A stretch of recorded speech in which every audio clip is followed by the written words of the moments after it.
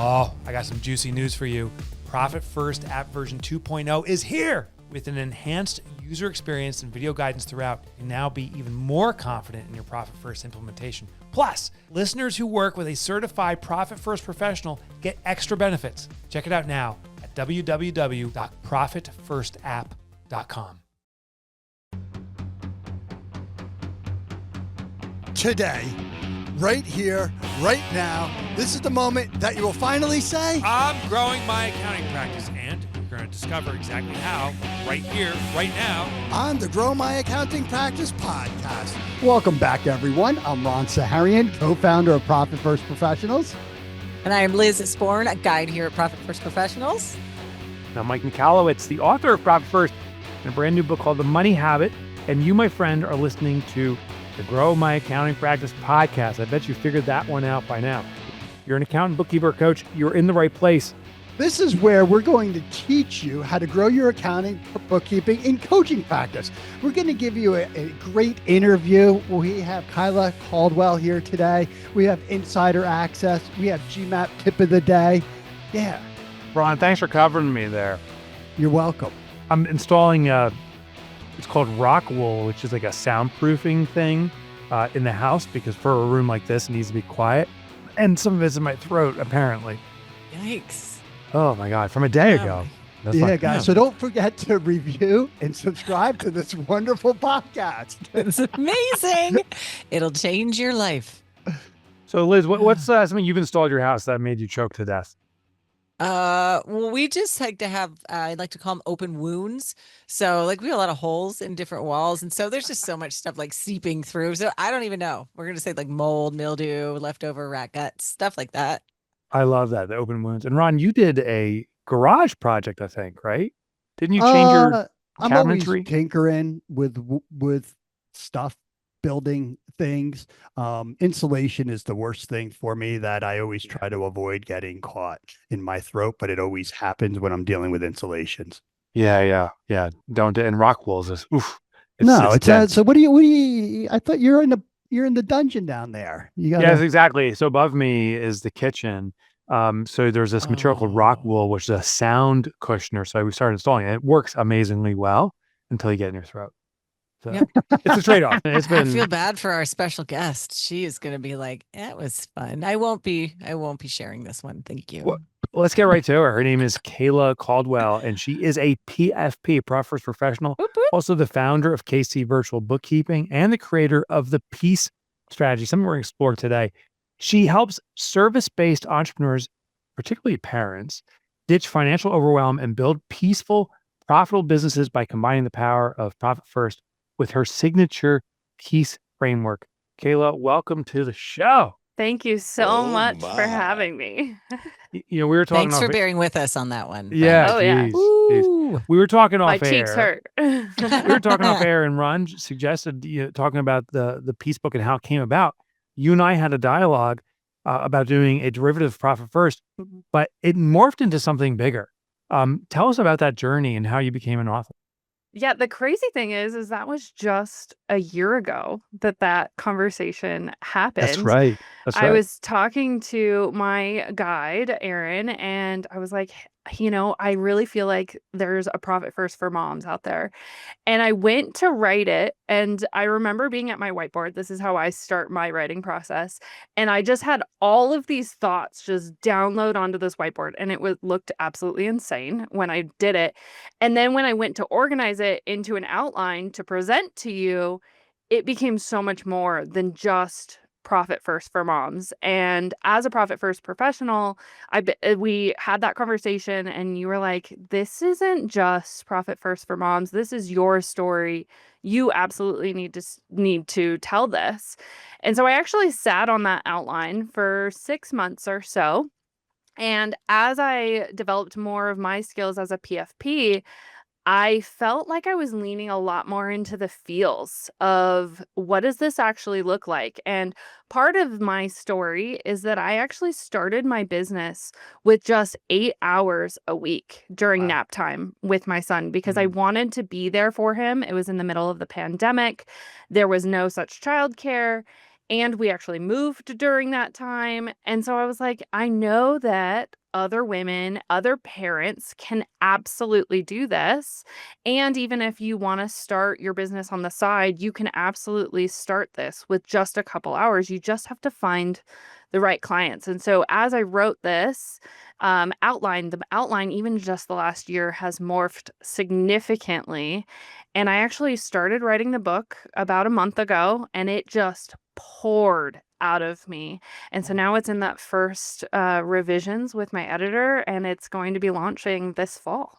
Good for you. And I That's so remember fun. talking with you, it sounded like Thank it was you. so much more than just the profit first principles. So why don't you Mhm. give us a little more what the P strategy is about? Yeah, so it is an acronym. So P is the profit, and it definitely leans into profit first strategies, but we look at it more in the baby steps aspect of it can be so overwhelming. Majority of my clients have come to me and they're like, I read it, but I got overwhelmed, which I'm sure every PFP have found that with every single one of their clients. And so we've literally just said, just start with 1%. And that is where you need to start. And then we slowly add the accounts when we're in doubt, right? And then the E is for energy, where we really align with what fuels us and what drains us. And we start to get rid of that. We start to outsource it as needed. The A is for alignment, working with people and offering the things that we really love. C is for capacity. What do I have the capacity for mentally and physically? So for me at the beginning, it was only those 8 hours because I wanted to make sure I was only building my business during nap time. And then E, the final E is ease, automating, creating the systems, the SOPs, making sure that we have everything so that we're ensuring that our business keeps going. Amazing. That's I fantastic. missed the second E. I mean, the first E. The Ease. first E, Oh, energy. energy. Energy Oh. and ease are the 2 E's. So let's talk about a little bit about capacity, because I think that is the biggest challenge I hear Yes. from people pursuing any kind of entrepreneurial endeavor or any kind of endeavor is I don't have the Yes. time, I don't have the energy, I don't have the knowledge, which is another form I think of capacity. So how do you Yes. help people address that? Yeah, so I think we start with what I like to call you're enough. And I coined that from the psychology of money. And I think about first, okay, what does your family need from you? How many hours can you really dedicate to growing your business? And how much money do you need to make from this business? And then we reverse engineer back from that. So once you know how many hours and how much money, then we know what your capacity truly is. And then we take a couple things from Clockwork and from Profit First, and we write down all of our tasks. What do we absolutely have to outsource now rather than later because we need to think about our true capacity, and what is taking away from our zone of genius? What are we doing that isn't fueling us, isn't lighting us up anymore, that we need to let go? For me, I had to outsource a lot sooner than majority of entrepreneurs because I worked up from 8 hours. I now only work 20 hours a week. So I now have to have a team that supports that. What do I need to do to ensure that I'm only working those 20 hours a week? I'm at T-ball practice every single week. I'm the T-ball coach's mom, basically, because my husband coaches the team, right? So what am I doing to making sure that not only my clients are still getting their full service, my team is getting me when they need it to? How do we build upon that? And we do the same thing with our clients. Does that That's great. restrict how much you can actually grow? Yes. And that's okay. I think that that's where I'm very different than the majority is it's okay to have a small business right now. Yeah. What is your capacity right now in your season of life right now? And my ultimate goal is one day I want to have $1 million business, because for women specifically, only 1% of women owned businesses make it to $1 million. So that is my goal. But Yeah, we'll help you get there. yeah, but one day, and maybe that one day will be sooner than I expect, because I can build it with the peace strategy. But my capacity only allows me for 20 hours a week. So, and I can only take on so many things because I only have so many systems built at this time. So, as I work through this, and I think of it as a strategy and the different pillars that you can come back to at any time. And we definitely look at it in quarter, maybe it's a week, maybe it's a month, maybe it's a quarter. You come back to different pillars and different goals with it. But as you grow this, you say, okay, I've now hit my capacity. I've now hit my enough. Am I good to just sit here right now and be happy with my enough right now? Or is it time to grow? Or do I have more capacity? Am I ready for more? Am I ready for all of that? And then move on to it then. That's where I'm very, very different in the sense that it's okay to have small. We don't have to have more because we have this big culture around we always need more. And then we always get what I like to call shitting all over ourselves. This person is doing it, so I should do it too. We don't need to do that here. We don't need to shame ourselves because we're on a very different timeline from somebody else because I'm working for a different enough than you are. I love that. I love that so much. So, but how do you prevent yourself? What tools do you use to prevent yourself from, not adhering to your lifestyle, right? Like we all have customers and want to get stuff done and employees and various different things. How do you block? Do you have a running back that blocks for you? It gets everybody out of your way. I mean, how do you do it? A little bit of both. I think a lot of it has to do with the systems. I do have an ops manager that is also my assistant that she has told me two goals were this year for me. I'm no longer allowed to touch my calendar unless it's sending somebody a link to my virtual one. And if I do, I need to send it to her to fill in. And two, I am now a coach. I am no longer a bookkeeper. So if I'm doing the actual bookkeeping, it needs to be one of my bookkeepers on my team doing the bookkeeping. I do audits still, and I still make sure that I'm doing the account manager stuff, but I am no longer a bookkeeper. So what's your accountability partner? So yes. So yeah, my ops manager is absolutely my accountability partner. Yes. It's always making sure. Sorry, can you talk a little bit about the alignment? So I feel like I heard snippets of where you're aligning yourself, for example, as a coach, not as a bookkeeper. So you've shifted a little bit. Talk about your thoughts on alignment and how you bring that to light for people. Yeah, so I do a lot of what are we offering? Who are we working with? Is this really aligning with you? And are your clients aligning with your values as well? So if they aren't, if a client is constantly working against your boundaries and your accountability partner and all of that, it's time to rehome them. Where can we find them somewhere else that will be better for them, that will be more in aligned with their values than with our values? And that's totally okay. So it is also looking at our offers.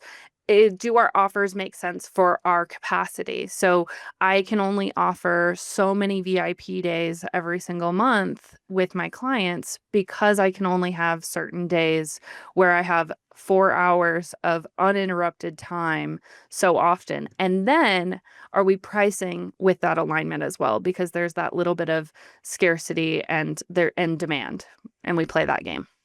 I love it. When it comes, That's what I was hoping you would say.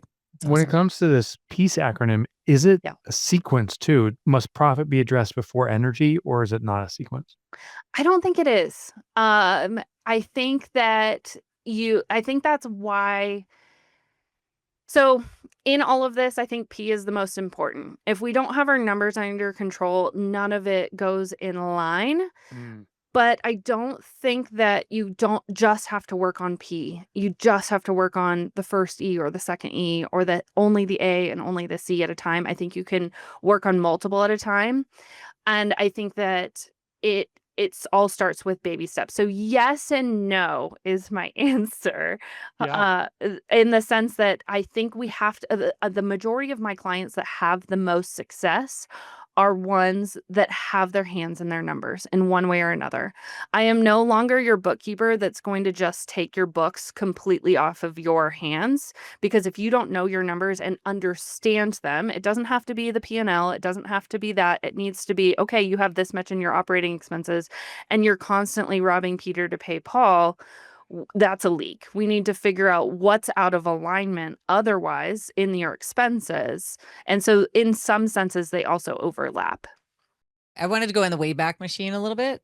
So I know you have a very interesting history, and you are a meteorologist by trade, and you fell into entrepreneurship. Can you tell us a little bit of that story? Because I think your story is unique, but I also think it's sort of a common one. So can you share that a little bit? Yeah. So I do talk about this a lot in my book. I was one raised on hustle. I have known, or at least I did know when I was 3 years old after a lightning storm, I wanted to be a meteorologist. And so my entire school career was all gearing towards becoming a meteorologist. And that's exactly what I did. I went to college. I have my degree in meteorology. I have a minor in broadcast journalism. And I also am one class shy of a math minor. So math and numbers and I have just gotten along right out. And during college, I worked multiple jobs. It was all hustle to make sure that I was making this dream happen. And then after college, I got into meteorology. I was on TV. And when you first start out in TV, you start in small markets. And you also are, especially as a meteorologist, you're also a reporter. So I was constantly on call, constantly dealing with breaking news and doing the weather. And I was in the Midwest, so I was also dealing with tornadoes, which are not my favorite. And no, and they're not my favorite. We used to play this game, tornadoes, hurricanes, or earthquakes. And I'm originally from California, so earthquakes are definitely the number one I want to deal with of those three. And then hurricanes, and then tornadoes. But and I just never found those people, and the critics are rough when you're on TV and you don't make very much. So I was like, okay, it's time. I need to let go. My body was exhausted. I was exhausted mentally. I was proud of myself for getting there, but it just wasn't long term. And so I actually fell into property management after, and I was quickly promoted, and the fastest promoted in the company at the time. And it was great, but I was still hustling hard. And then I actually got pregnant unexpectedly, and the pandemic hit. And my husband's actually started his own company at the time. And I went to do our taxes, and they were a mess. That nothing was in the right place, any of it. And I was looking to figure out what was next. And I would have never said I was going to be an entrepreneur. And sure enough, I found a bookkeeping course, and I was already doing it in property management, running all the things business-wise as well.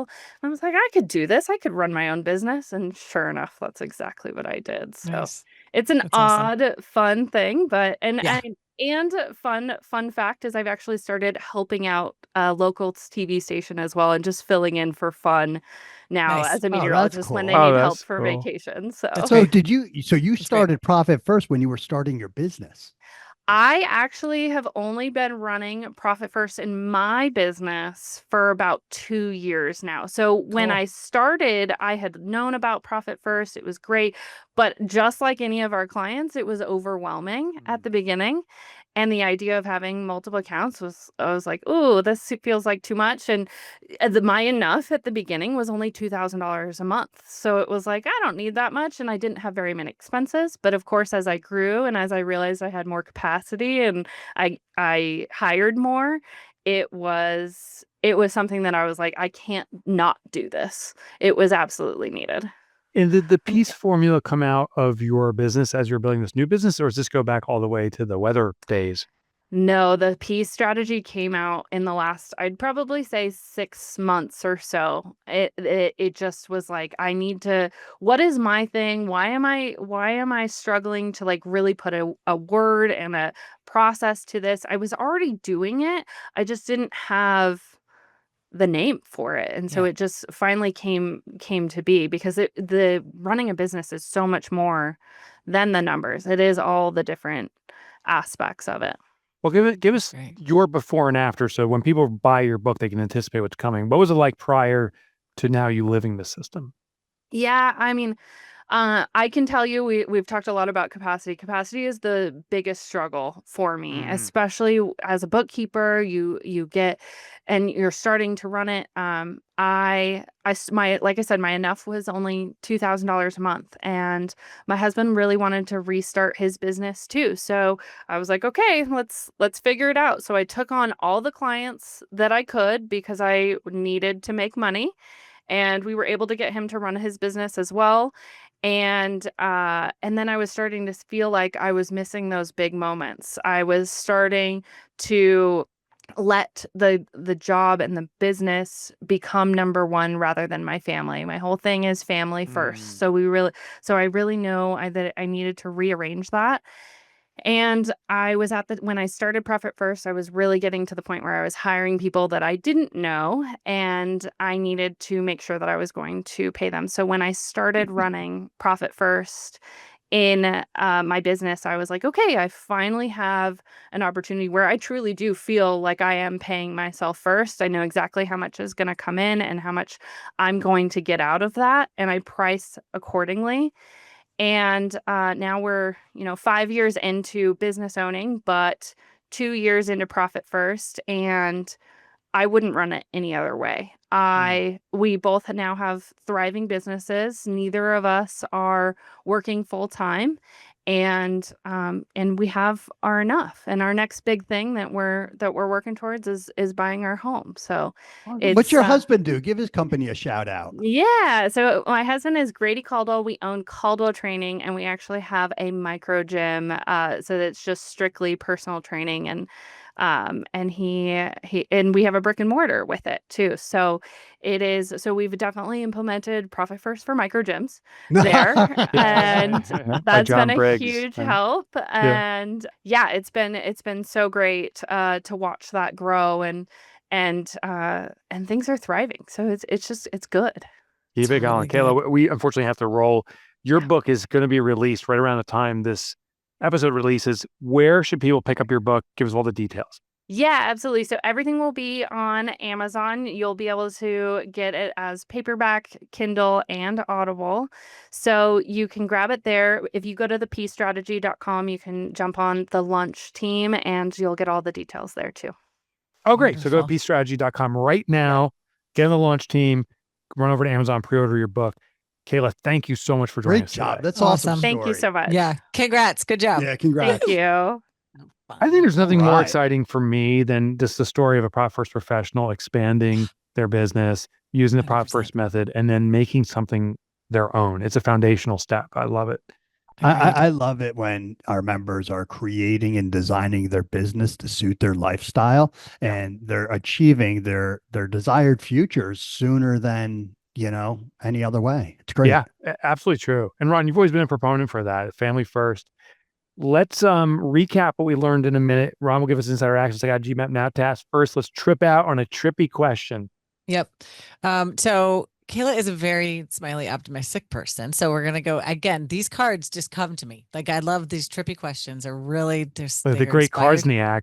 The answer correct. is- The answer is. So the question is, who is the most optimistic person you know, gentlemen? Ooh, that's a good I'm going to one. say I know. Mike. Thank you. I think Mike is. Mike is always seeing in around everything is positive. Everything is optimistic. Everybody's great. Everybody's a rock star. And I'm overdoing it, but you're optimistic all the time. It was interesting. Thank you, Ron. I was listening to Cody Sanchez, who's really exploding in the personal finance space. And she goes, pessimists are the intelligent sounding ones. Optimists are the ones who make the money. So I was like, oh, that's interesting. Because optimism means opportunity, right? It's based on the same Latin derivative. I would say my mother is a tremendous optimist. So maybe it's a genetic thing. How about you, Liz? I'm going to say the OG, Erin Mojer. Oh She my is gosh. by far Yes. one of the most, and I'm pretty peppy, optimistic. And Erin puts me to shame. She is like, Yeah, you know what? I changed my answer all the time. Me too. Me too. We get three for Erin. All right, Erin I'll shout her Mojer. out in the morning. She'll be psyched about it. But it's true, and Kayla's still listening, so I bet she would agree too. She'd be like, Yeah. yeah. Erin's Yeah, amazing. she's just it's always happy. Always. It's always a solution. It's always, There's always a Even when she solution. wants to That's murder people, it's she has a it's smile on her right. face. Even when she wants to murder them, it's for a good reason. But it's like I she's just like always sees the bright side of everything. It's really fun. love It's that. really fun. Let's go Yep. into what we learned. Yep. I'll go first if that's okay. Yeah. I like the variables when we were talking about the peace model, and she said, particularly regarding capacity, what time do you have? So measure that, and what do you need to extract, like the money you need to make, and it was what's your enough, I think was the words. I really like Mhm. that model. Those two variables dictate so much, and it's reverse engineering your business.